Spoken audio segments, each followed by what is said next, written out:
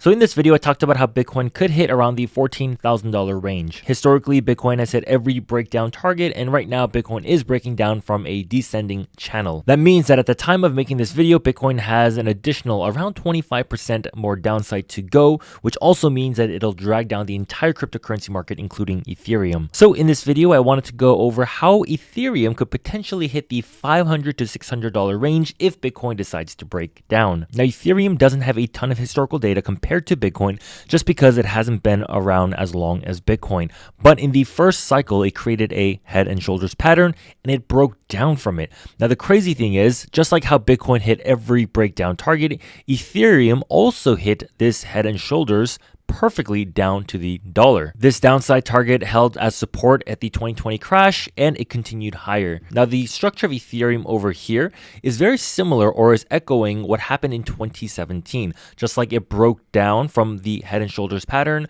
over here Ethereum also broke down from the head and shoulders pattern and hit the breakdown target. Now, does that mean that Bitcoin and Ethereum have bottomed out? And the answer is maybe, but I'm going to be going over why we could be going lower. Now, I've heard a lot of people talk about and share how Ethereum's maturity in terms of market structure is very similar to when Bitcoin first came out from 2011 to 2015. That's what made Ethereum very attractive to a lot of investors, just because they felt like they missed out on Bitcoin. They wanted to jump on the next best thing, which was Ethereum. Now, when Bitcoin topped out in 2011, it corrected around 93 to 94%. The second time around, it corrected around 85%. So if we compare the correction of Bitcoin to Ethereum, the first time around, Ethereum corrected around 94%, so very similar to Bitcoin's first correction. And the second time around, Bitcoin already has corrected around 80%. So if we see an 85% drawdown, that puts Ethereum around $640. You see, when Ethereum topped out at $1,400 in January of 2018, it corrected 50%,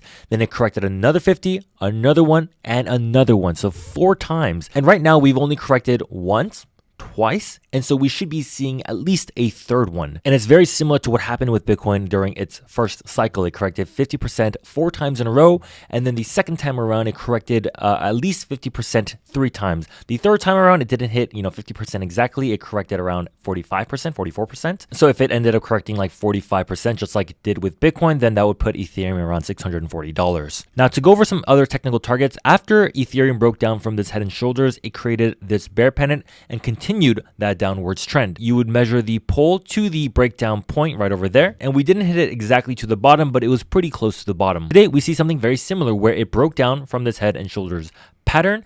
It might consolidate longer. We do need this pattern to mature out a little bit, but let's just say, that we continue the downward trend. This breakdown target is actually a lot scarier than the, $500-$600 range. If we do break down, that actually leads us as low as $492. If we don't hit it like we didn't hit it in the first cycle, maybe it'll hit around $529, $550. But generally, this is the range that you want to be looking out for. Now, if we decide to lower the pole because you don't want to count this price accumulation over here, then the breakdown target isn't as bad as the $400 range. It would actually bring it down near the $643 range, which is near the $600 range. The breakdown target will actually be in line with the Ethereum regression band. As it continues higher, it may hold as support, just like we held as support in December of 2018 at the lowest point of Ethereum. So I'll be keeping a pretty close eye on this chart. I don't think we're going to break down at least until the end of July or somewhere in August, but there's always that possibility where Ethereum could always, rally a little bit higher, then break down.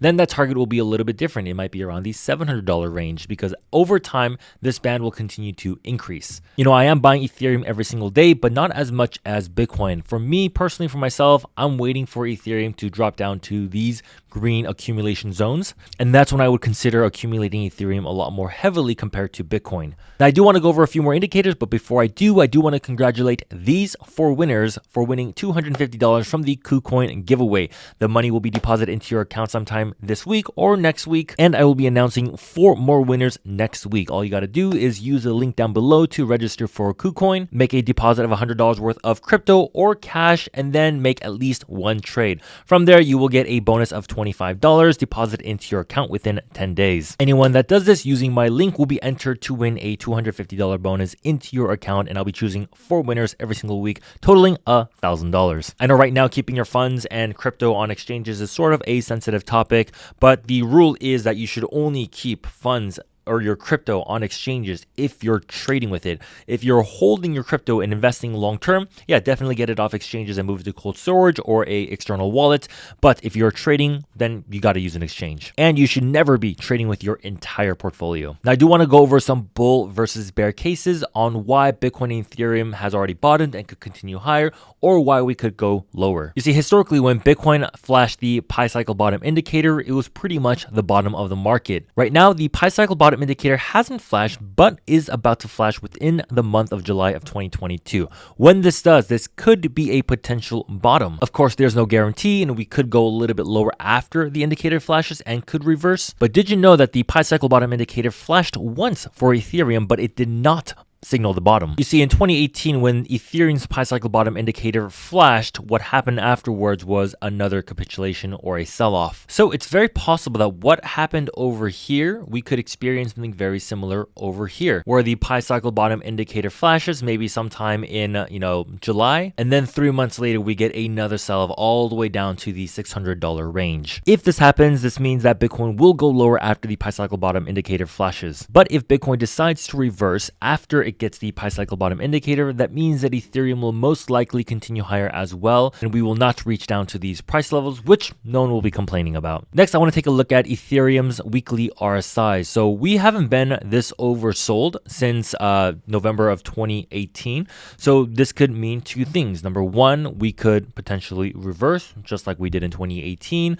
because we're extremely oversold. Or two, Ethereum's RSI, the weekly RSI, could go lower. For Bitcoin on the weekly RSI, it made a new all-time low of being extremely oversold, and it's the first time the entire crypto market is going through a recession. Although Ethereum did make a new all-time low of being oversold, it was just by a few points, but it's very possible that we could see one more sell-off. It doesn't have to happen, but it's something always worth preparing for. Also, we have the monthly MACD for Ethereum continuing to fall, which could suggest that Ethereum will either see a little bit more downside, or we could just consolidate sideways. Because the MACD is a lagging indicator, this could continue to fall while Ethereum trades sideways. And last but not least, if we look at the reversal zones on the LuxAlgo, we currently are holding this area as support, just like we did on the 2020 crash. So this is a point for the bull where we could hold this area as support and continue higher from here. But right now, the dollar index, also known as the DXY, is currently breaking out from this trading range. And as most of you know, when the DXY is pumping,